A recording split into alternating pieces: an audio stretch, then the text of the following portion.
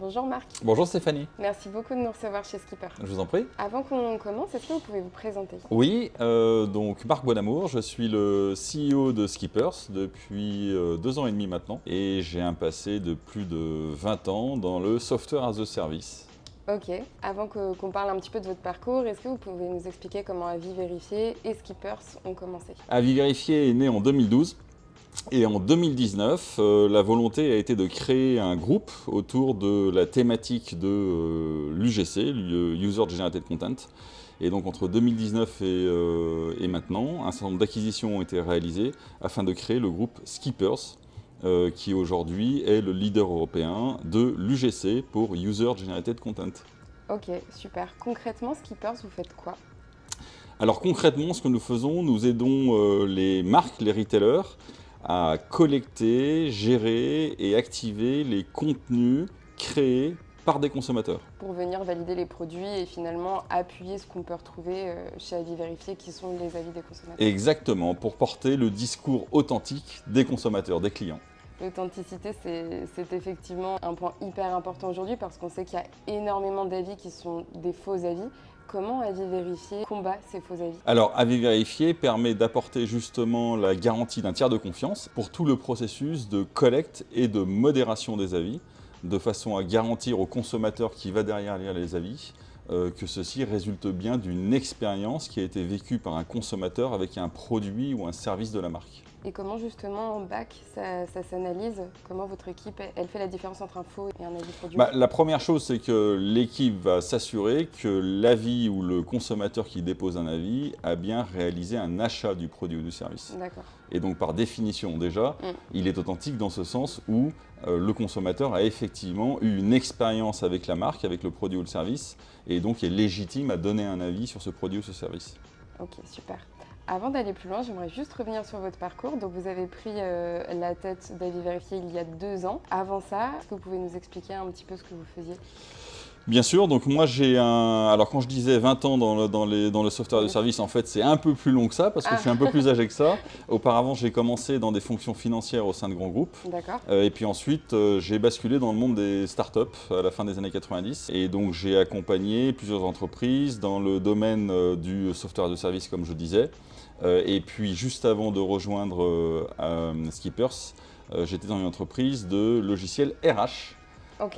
Pour les entreprises. Et donc quand vous êtes arrivé à la tête d'Avis Vérifié, l'ambition c'était quoi? Alors à la tête de Skippers, plus exactement, Skippers, puisque oui, pardon. Skippers c'est Avis Vérifié, dont on a conservé la marque effectivement parce qu'elle est connue du grand public, et puis un certain nombre d'autres solutions. Aujourd'hui Skippers c'est un portefeuille de 6 solutions qui permettent donc aux marques de collecter, gérer et activer les UGC. L'ambition il y a 2 ans et demi, c'était de créer un groupe unifié, puisque à cette époque les entreprises qui avaient été rachetées avaient encore chacune leur indépendance. Et puis, il y a 2 ans et demi, on a entrepris de merger l'ensemble, de fusionner l'ensemble et de faire en sorte qu'il y ait une seule marque Skippers pour porter l'ensemble de l'offre du groupe. Ok, dans ce sens, du coup, vous avez revu toute la charte graphique également d'Avis Vérifié. On a revu la marque, on a revu le positionnement, on a revu la charte graphique et au-delà de ça, on a revu l'organisation pour faire en sorte que nos clients parlent à une entité et non pas à plusieurs. Aujourd'hui, on a un essor assez fou de l'IA. Comment l'IA intervient dans la génération des avis et comment Avis Vérifié justement s'assure que l'avis ne vient pas d'une IA? Plus généralement sur l'IA, on a un essor de l'IA sur la création de contenu, la génération de contenu d'une manière générale. Et donc nous avons un rôle à jouer dans le sens où, au travers de Skippers, c'est la capacité à alimenter des IA, y compris des IA comme celle de Google, à alimenter des IA avec du contenu authentique. Ok. L'enjeu, c'est d'apporter du contenu frais, du contenu authentique et de faire en sorte que les IA puissent se nourrir de ce contenu. C'est un enjeu qui est capital parce que sinon l'IA, au bout d'un moment, elle va tourner sur elle-même. Donc ça, c'est le premier aspect, c'est déjà la valeur du contenu authentique, pouvoir alimenter des IA et faire en sorte qu'en permanence, il y ait un contenu qui soit frais, qui soit nouveau, qui soit authentique. Le deuxième aspect, c'est effectivement comment on peut s'assurer que l'IA vient augmenter la capacité à collecter ces contenus et faire en sorte qu'ils soient plus pertinents. Et donc ça, on implémente l'IA dans nos outils de manière à pouvoir guider les consommateurs, de manière à pouvoir analyser les contenus qui sont produits et apporter de l'insight à nos clients. Et puis le troisième aspect, c'est effectivement s'assurer que le contenu que nous collectons est bien authentique et qu'il n'est pas créés de manière complètement factice par une IA, ce qui ne veut pas dire qu'un consommateur ne pourrait pas se faire aider par une IA pour écrire ce qu'il Bien veut sûr. écrire ou créer ce qu'il veut créer. Mais néanmoins, c'est s'assurer que ces contenus restent authentiques. La meilleure manière de faire, c'est s'assurer qu'au bout de la chaîne, il y a bien un humain qui a créé le contenu, que ce soit une vidéo, un post ou un avis écrit. Vous travaillez énormément avec les e-commerçants, j'imagine. Oui, C'est votre première cible ou pas spécialement? c'est une des cibles. Leurs enjeux aujourd'hui à eux par rapport à la UGC et aussi par rapport aux avis, c'est quoi exactement quand ils font appel à vous? Il y a deux enjeux principaux. Le premier enjeu, c'est capter le consommateur. Et donc concrètement, le temps. Le temps disponible du consommateur n'est pas infini. Et donc la capacité à pouvoir attirer un consommateur sur son site et le garder sur son site.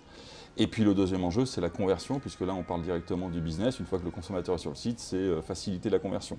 Et donc tous les sujets qui vont tourner autour de comment rassurer le consommateur, comment instaurer un lien de confiance avec le consommateur au travers des contenus authentiques, puisqu'on sait qu'un e-commerçant qui utilise du contenu authentique, c'est 92% de temps en plus passé par les consommateurs sur son site.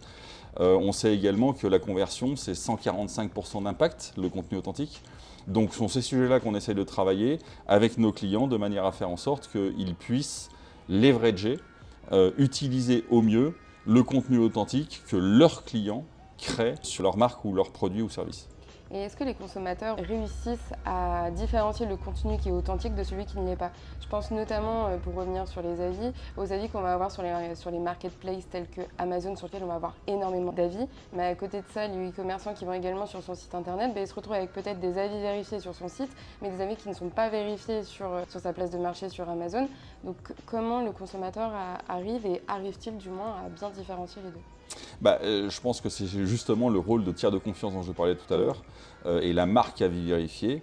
Quand nous apposons le tampon avis vérifié, quand nous engageons notre crédibilité et la marque avis vérifié, c'est bien pour garantir que le contenu que nous avons collecté est un contenu authentique. Et donc le rôle de tiers de confiance va se développer de plus en plus dans la mesure où, comme vous le disiez, l'IA est de plus en plus facile d'accès et permet de créer des contenus à grande échelle. Et pour le côté UGC, est-ce qu'à force de demander aux consommateurs de parler du produit, on ne les fait pas devenir un petit peu des influenceurs et donc de ce fait, est-ce que leur avis ne devient pas un peu moins authentique? Alors, est-ce que les consommateurs deviennent des influenceurs? Je pense que oui, comme vous, comme moi. Dès qu'on publie un avis quelque part, nous sommes influenceurs, mais j'ai envie de dire que ce n'est pas lié aux UGC ou aux réseaux sociaux ou à l'Internet. C'était déjà le cas avant tout ça.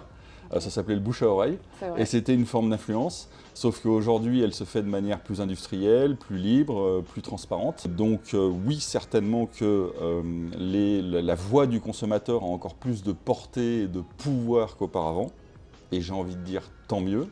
Est-ce que pour autant ce serait moins authentique? Je ne pense pas. Je pense qu'à partir du moment où vous faites une recommandation, où vous donnez un avis et où vous engagez votre crédibilité, vous faites quelque part attention à ce que vous dites et vous n'aurez probablement pas envie de donner un avis sur un produit avec lequel ou une marque avec laquelle vous n'avez aucune affinité. Donc en cela, ça reste authentique. Quelle est la suite pour Skippers? Quelles sont vos perspectives d'évolution? Nos perspectives d'évolution sont liées à la croissance de ce marché, puisqu'on vient de le dire à l'instant, c'est le bouche à oreille s'industrialise, se généralise, devient plus transparent. Et donc nous sommes portés par les besoins qui naissent de ce sujet. Et donc le besoin des marques est extrêmement important. Et encore une fois, avec le développement de l'IA et de la capacité à générer du contenu, j'allais dire artificiel, de manière très industrielle, à côté de ça, le besoin d'avoir des contenus authentiques et de pouvoir en permanence amener de nouvelles contributions est un besoin qui est de plus en plus ressenti et assumé par les marques. Et donc c'est le rôle de Skippers que de leur fournir les outils pour industrialiser tout cela. Super. Où est-ce qu'on peut vous retrouver sur les réseaux sociaux et sur votre site internet? Alors sur les réseaux sociaux, vous trouverez les comptes de Skippers sur Insta, sur LinkedIn et Avis Vérifié, et le site web bien sûr, Avis Vérifié et ou Skippers, puisque nous avons deux sites, un Avis Vérifié qui est plus orienté grand public et puis un Skippers. Dernière petite question, est-ce que vous prenez la parole sur LinkedIn? Alors je prends très peu la parole sur LinkedIn, probablement que j'ai besoin de m'améliorer sur ce sujet. Mais néanmoins, nous avons une équipe communication et marketing qui s'occupe très bien du sujet et je leur fais totalement confiance. Super, merci beaucoup Marc. Merci Stéphanie.